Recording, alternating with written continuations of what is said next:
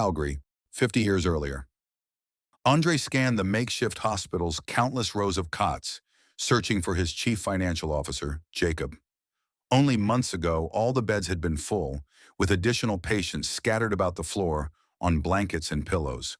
Moans and cries echoing throughout the gymnasium. A lone nurse, armed with a few volunteers in an emptied pharmacy, could barely complete her daily rounds, primarily focused on identifying corpses to be carted off and stacked on ground. Today, however, patients filled only half the beds, and no more were expected.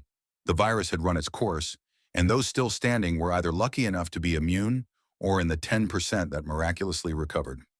Andre spotted Jacob on the other side of the gym by his long, unwashed, unkempt hair, sitting on a stool by a bed in the corner.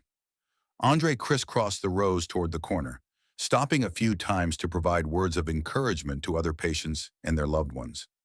His large, tall stature, combined with his genuine, warm, caring personality, provided strength and reassurance to those around him. As he came up behind Jacob, he could see Jacob's wife, Gina, lying still on the cot with Jacob holding her hand. Andre searched for movement by the woman, looking for a sign of life. He silently prayed Gina had already passed away, her suffering ended, but then noticed a gradual rise of her chest, indicating her breathing. Andre intentionally dragged his boot on the floor, making a noise to alert Jacob of his presence. He heard a grunt in reply. "How is she?" Andre gently asked. Jacob straightened, forcing a deep breath into his lungs. He looked up at Andre and shook his head. "She's been comatose since late last night and isn't expected to wake up," replied Jacob. He did not need to explain that she only had about 1 day left. Everyone knew what happened once a patient reached this stage. "I'm sorry, Jacob," Andre said. "She put up an amazing fight." They returned their gazes to Gina's pale, serene face. "Do you need me for the all-hands meeting?" Jacob asked. Andre could handle the meeting alone, but he knew Jacob had spent countless nights at Gina's side. Jacob would benefit from moving around, interacting, and eating some food. At this point, there was nothing that could be done for Gina. Jacob didn't wait for or expect an answer. He looked up at a wall clock, then stood. Though Andre visited them frequently, he had specifically timed this visit. "Let me find my tablet and grab a coffee," said Jacob. "I'll see you at the meeting." Andre just nodded and placed his hand on Jacob's shoulder in sympathy. "After the meeting, I'll probably change and come back," said Jacob. "I want to be here when she passes." 15 minutes later, Jacob sipped his second cup of coffee, preparing himself for the meeting. As part of the remaining leadership team, he couldn't allow his lack of sleep, the loss of his wife, or the innumerable other life-and-death issues facing them to cloud his words or reduce the confidence of those that remained. Calgary's remaining people already had enough problems of their own and needed the assurance that someone still looked out for them. Andre Boucher, Calgary's third CEO in 5 months, looked down from a small, elevated platform to the people gathered in the cafeteria. Every seat was taken, with the remaining people scattered along the walls, standing. They were quiet and attentive, though some justifiably fidgeted. Other than the patients in the hospital and some others attending to critical duties, these represented his shelter's remaining 372 people. "We received a UN communication this morning," started Andre without preamble. "Shuttle and cargo traffic will be resuming between shelters.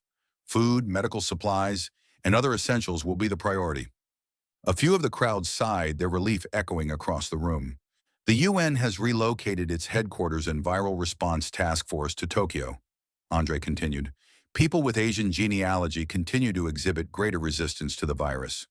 Those with European lineage are suffering the worst, with nearing a 90% mortality rate. The UN is considering the closure of the 3 Europe-based centers." The crowd, almost entirely in their teens and 20s, looked back at him with blank stares. The deadly virus had relentlessly devastated their shelter, and people had taken on a robotic approach to their daily lives. Emotion had bled from them over the past months as family, friends, and colleagues had shriveled away to their deaths. Andre's eyes locked onto a young woman seated near the front. "Food?" she asked. It was the routine question asked at each meeting, along with the power supply and the alive count. Reporting the death count numbers had changed to a live count, which Andre disliked. feeling it portrayed an inevitableness of their destiny, a countdown to zero.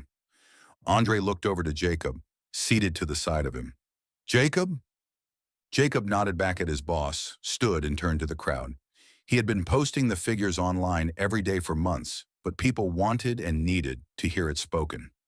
Human interaction provided a comforting effect to those that remained. The sterile online communications only exacerbated the loneliness from the overwhelmingly empty desks and rooms. Our farming operations continue to degrade without the necessary resources to support them, started Jacob. Anna Marie Forsyth has agreed to step into the role of Vice President of Operations. With announcements such as this, people assume the person's predecessor had died. She will continue the methodic shutdown of our livestock operations to focus the remaining team on the greenhouses. Jacob scanned the grim crowd for Anna Marie, but didn't see her. He glanced back at his tablet and continued reading his notes. As you know, our long-term food ration supply is substantial, Jacob continued. Though stockpiled before Black Dawn nearly 10 years ago, the shelf lives still average another 40-plus years, with sufficient quantities to support us throughout that period. Water availability remains unlimited. Jacob turned back to the CEO. Thank you, Jacob, Andre said. He knew the next routine questions and proactively addressed them. Our oil and gas reserves remain without risk, but many of our second-tier essentials are becoming scarce. It is hopeful that with the quarantines now ending and air shuttles resuming, we'll be able to offset some of our supply challenges. Andre looked around at the faces of the crowd, seeing little evidence of encouragement from the news. It is with this that I now segue into an important decision we face, said Andre. With the substantial decline in population across the remaining UN centers, they are officially inviting members from private shelters to apply for admission. Here in Calgary, like many other shelters, the virus has run its course, but we find ourselves in a position that may be unsustainable. While I believe the UN's new prime objective mandate is an overreaction to the virus devastation, it may be a small price to pay for a future. He paused. Though not a new topic to everyone, he wanted to give them a moment to reorient their minds to it. They had lost most of their older, experienced people, as well as children under 12, and it was uncertain if and when children could survive again in the post-pandemic environment. Andre spread his arms wide. We have been like a family this past decade. We supported one another through our grief at Black Dawn, and now, facing the virus over these past months, we once again leaned on each other's shoulders. I believe it is inevitable that the Calgary shelter will need to close, but this is a decision that we all need to make together.